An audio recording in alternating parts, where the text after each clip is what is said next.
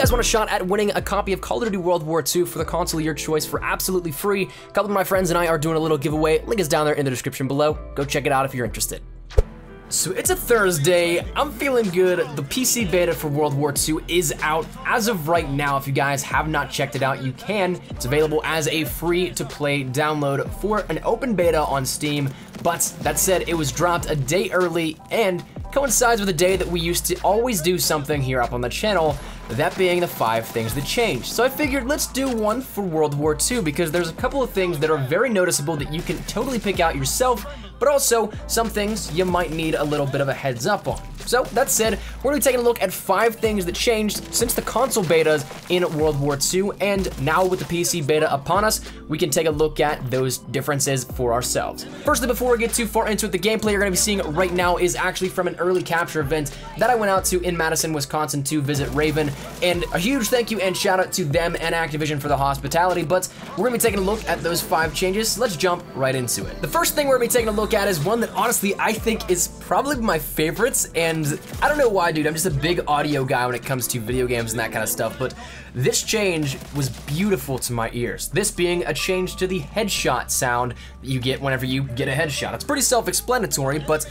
it's something that audio has been changed around from the console betas and even from E3, the first early workings that we had here with that, whenever we got hands-on experience with that out at E3. But nonetheless, that audio has been changed around. It's more of a metallic ting sound now. I don't really know how to describe it other than letting you guys hear it for yourself.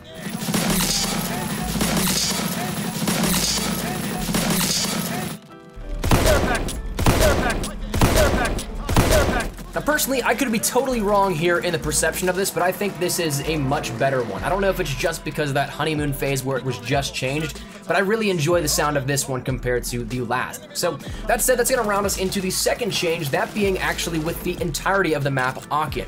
Aachen was one of those ones that was introduced here towards the end of the beta. That was one that we got not as the base of the beta, but it was one of those add-ons. And it was one also that a lot of people had problems with because there was a lot of head glitching spots and a lot of things that really didn't necessarily make the map the most easy flowing map out of them. It was one that a lot of people had problems with, and it was probably the map that everybody had the most feedback for. And that feedback was taken into consideration, and we can see physical map changes in the PC beta with Aachen in this version. So that said, you'll notice a lot of the corridors and everything like that on the sides of the map don't have as many head glitch positions, and actually a lot of the cutouts that were, say, chest high or something like that have actually been filled in to be full walls. There's even portions where entire vehicles are added in to completely cut off sight lines. So it's something that this was changed around greatly, and I think plays a lot better. There are still very open areas in which those hallways are still pretty dangerous, but it's a lot better of an engagement where you both are out in the open instead of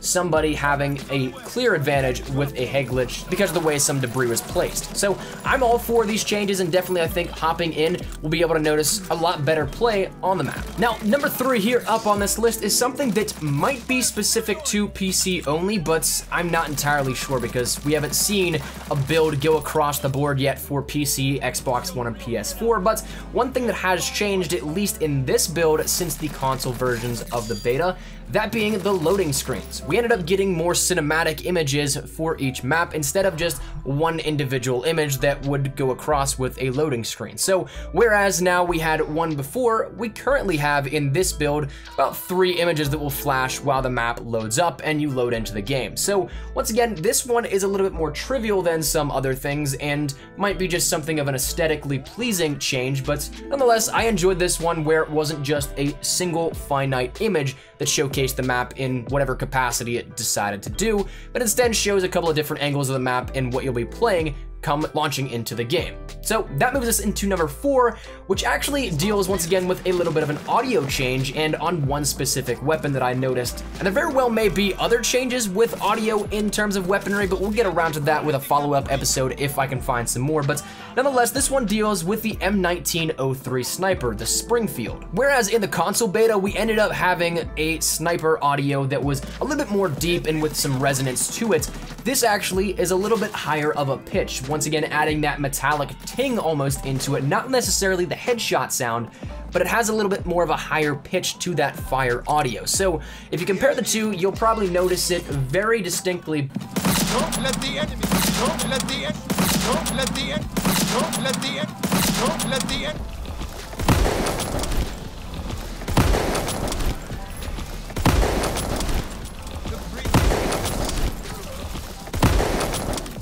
It's something that's really, once again, you have to pay attention to catch that sort of thing, so you very well may go the entire weekend on the PC beta and not necessarily notice it, and especially if you only play on the PC beta this entire weekend and don't check back to some other things to compare it, it'll seem pretty standard to you. Now, the fifth and final change is going to be discussed simply as a PC byproduct. That's something that, once again, come the full launch of the game on Xbox One and PS4, you still won't have this, but it is a change, though, from weekend 1 and 2 to weekend 3 with the PC beta. That being that you can have different FOVs and higher FPS in the PC version. So that said, for the FOV, we talked about it earlier in the day, the range for the FOV slider right now in the beta goes from 65 to 90. Whether or not that is in fact higher, that's something that we don't know of at the very moment.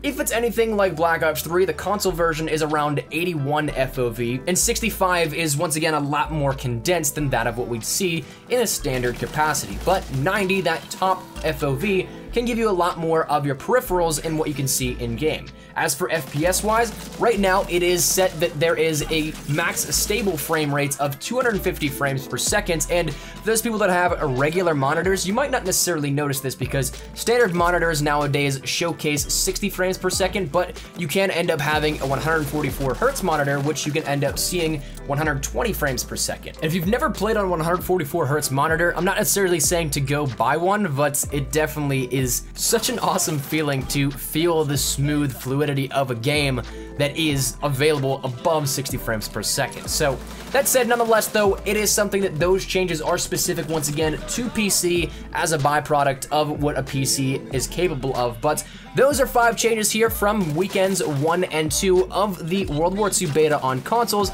to what we see now in PC. Now again, some of these will definitely be across the board come the full launch of the game, but as it stands right now, these are 5 changes that stand right now in the most current build of World War II compared to where we've been in the past couple of versions. So that said, hopefully you guys enjoyed. Let me know your thoughts down there in the comment section down below. Which of these is your favorites, if any of them at all? And if you've seen any other footage in which you've picked up some different changes, let me know down there in the comment section down below as well. We'll be doing follow-ups here, keeping you guys up to date with everything that you need to know on Call of Duty World War II. And that said, if you guys did enjoy the video, make sure you drop a like down below. And of course, if you guys are new to the channel and you guys are at all interested in World War II, hit that subscribe button so you don't miss a beat. We're gonna be killing it with content going into the full launch. And finally, if you guys want to follow me over on Twitter, that's the best place to get character outside of YouTube, but practically live on Twitter. So if you guys want to strike up a conversation, ask me a question, whatever it may be, link is down there in the description below. But all that said and out of the way, hope you guys have a fantastic day. Thanks so much for watching. Mine has been Espresso. I'll see you guys later. Take care and peace.